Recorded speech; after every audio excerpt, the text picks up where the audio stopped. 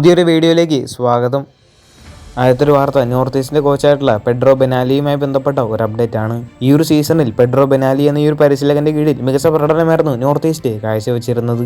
മാത്രമല്ല പെഡ്രോ ബെനാലി എന്ന ഈ ഒരു പരിശീലകന്റെ കീഴിൽ പ്ലേ ഓഫിൽ ക്വാളിഫൈ ആവാനും നോർത്ത് ഈസ്റ്റിന് സാധിച്ചിരുന്നു. അങ്ങനെ ഇപ്പോൾ ഈ ഒരു കോച്ചിന്റെ കോൺട്രാക്ട് ക്ലബ്ബ് എക്സ്റ്റെൻഡ് ചെയ്തിട്ടുണ്ട്. 2027 വരെയാണ് കോച്ചിന്റെ കരാറ് ക്ലബ്ബ് പുതുക്കിയിട്ടുള്ളത്. അടുത്തൊരു വാർത്ത മുൻ കേരള ബ്ലാസ്റ്റേഴ്സിന്റെ താരമായിരുന്ന ഇവാൻ കലീഷിനിയുമായി ബന്ധപ്പെട്ട ഒരു വാർത്തയാണ്.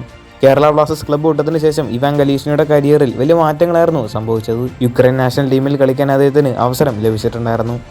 നേഷൻസ് ലീഗിൽ യുക്രൈൻ ബെൽജിയം മത്സരത്തിൽ യുക്രൈൻ വിജയിച്ചിരുന്നു. 3-1 എന്ന സ്കോറിലായിരുന്നു യുക്രൈൻ ബെൽജിയമിനെ പരാജയപ്പെടുത്തിയത്. ആ ഒരു ടീമിൽ സ്റ്റാർട്ടിംഗ് ലെവലിൽ തന്നെ ഇവാൻ കലീഷിനിക്ക് അവസരം ലഭിച്ചിരുന്നു. അത്യാവശ്യം മികച്ച പ്രകടനം തന്നെ താരം മത്സരത്തിൽ കാഴ്ചവെക്കുകയും ചെയ്തിരുന്നു. കെവിൻ ഡിബ്രൂയിന അതുപോലെ തന്നെ റൊമേലോ ലുക്കാക്കോ പോലത്തെ പ്രമുഖ താരങ്ങൾക്കെതിരെയായിരുന്നു ഇവാൻ കലീഷിനി ആ ഒരു മത്സരത്തിൽ കളിച്ചത്. അതും ബെൽജിയമിനെ പോലത്തെ ഒരു ടീമിനെ 3-1 എന്ന സ്കോറിൽ യുക്രൈൻ പരാജയപ്പെടുത്തി. അടുത്തൊരു വാർത്ത, അങ്ങനെ ഈ ഒരു സീസണിലെ ടീം ഓഫ് ദി വീക്കിൽ കേരള ബ്ലാസ്റ്റേഴ്സിന്റെ ഒരു താരം ഇടം പിടിച്ചിട്ടുണ്ടായിരുന്നു.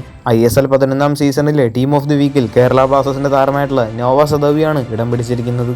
Albino Gomes, Rahul Bheke, Sandesh Jhingan, Alberto Rodriguez, Iker, Alberto Noguera, Van Neef, Jamie Maclaren, Sunil Chhetri, Alaaeddine Ajaraie എന്നീ താരങ്ങളും ടീം ഓഫ് ദി വീക്കിൽ ഇടം പിടിച്ചിട്ടുണ്ട്. അടുത്തൊരു വാർത്ത, കേരള ബ്ലാസ്റ്റേഴ്സിന്റെ താരമായിട്ടുള്ള ഡുസൻ ലെഗാറ്ററുമായി ബന്ധപ്പെട്ട ഒരു അപ്ഡേറ്റ് ആണ്. ഡുസൻ ലെഗാറ്റർ ലാസ്റ്റ് കളിച്ച ആ ഒരു ക്ലബിന് വേണ്ടിയുള്ള തന്റെ അവസാന മത്സരത്തിൽ അദ്ദേഹത്തിന് റെഡ് കാർഡ് ലഭിച്ചിരുന്നു. അതിനുശേഷമാണ് ജനുവരിയിൽ താരത്തിന് കേരള ബ്ലാസ്റ്റേഴ്സ് സൈൻ ചെയ്യുന്നത്.